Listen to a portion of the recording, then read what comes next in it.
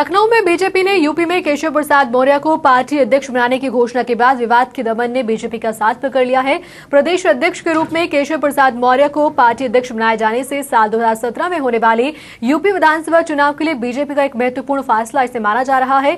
हालांकि प्रदेश अध्यक्ष की नियुक्ति के बाद पाए गए आपराधिक आंकड़ों से बीजेपी की मुश्किलें और बढ़ सकती हैं।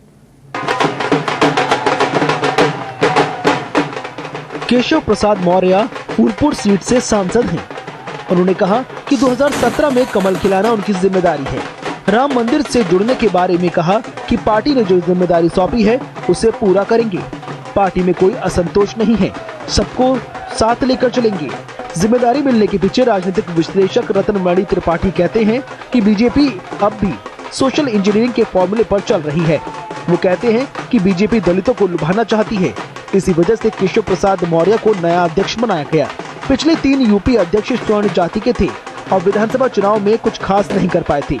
ऐसे में पार्टी ने पिछड़ी जाति के नेता पर दांव लगाया। दरअसल इस समय मिडिल क्लास, व्यापारी वर्ग और अन्य जातियां मोदी के नाम पर बीजेपी से जुड़ी हैं। इसके बावजूद उन्हें डर सता रहा है कि कहीं चुनाव में स्थिति बदल न जाए। ऐसे में मौर्य को लाकर बसपा के वोट बैंक में सेंध लगाना भी एक मकसद दिखाई दे रहा है। केशव प्रसाद मौर्य जी फूलपुर से सांसद हैं। पूर्व में सिराथू से विधायक रहे, उसके पहले विश्व हिंदू परिषद के पूर्णकालिक कार्यकर्ता रहे, नौजवान हैं। और जिस तरह की चुनौतियां हैं उत्तर प्रदेश में 2017 के विधानसभा चुनाव के दौरान, निश्चित रूप से युवा नेतृत्व केशव प्रसाद जी के युवा नेतृत्व में भारतीय जनता पार्टी उत्तर प्रदेश में आगामी विधानसभा के चुनाव में चुनाव जीतकर सरकार बनाएगी।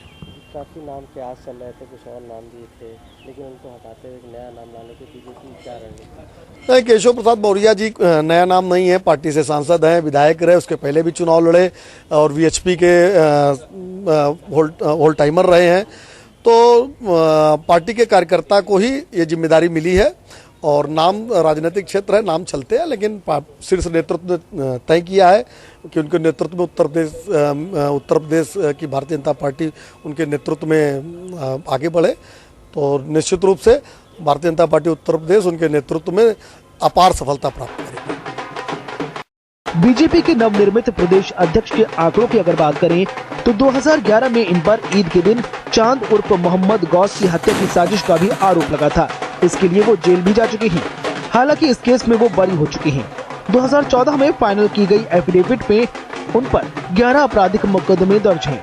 बीजेपी के प्रदेश अध्यक्ष बनाए जाने पर राजनीतिक पार्टियों ने उन्हें हारे हाथ लिया। पार्टी चाल और चेहरों की बात करती है, जबकि बीजेपी के पास कोई निष्पक्ष चेहरा नहीं। ऐसे में सवाल ये उठता है कि बीजेपी जो अच्छी छवि की बात करती है, जिसमें बीजेपी की मुश्किलें बढ़ गई हैं। काफी दिनों से भारतीय जनता पार्टी को एक अदद प्रदेश अध्यक्ष की तलाश थी। वो जाकर तलाश कल पूरी हुई केशव प्रसाद मौर्य जी के रूप में। ये वही केशव प्रसाद मौर्य जी हैं जिनके ऊपर तमाम गंभीर किस्म के आपराधिक मुकदमे हैं। और इतना ही नहीं, जिस दिन केशव प्रसाद मौर्य को अध्यक्ष बनाया गया उसी दिन लोगों को बाबू सिंह कुशवाहा भी याद आए कि भारतीय जनता पार्टी चाल चरित्र और चेहरे की बात करती है, लेकिन अपने पार्टी में बाबू सिंह कुशवाहा को और केशव प्रसाद मौर्य को एक को अध्यक्ष एक को पार्टी में शामिल कराती है। सवाल ये उठता है कि क्या भारतीय जनता पार्टी हताश और निराश हो चुकी है या उसके पास चेहरे की कमी है? बीजेपी प्रदेश अध्यक्ष के बन जाने के बाद विवादों का दौर शुरू हो चुका है।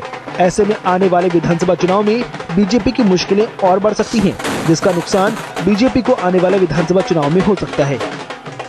Bureau report. जलंधर के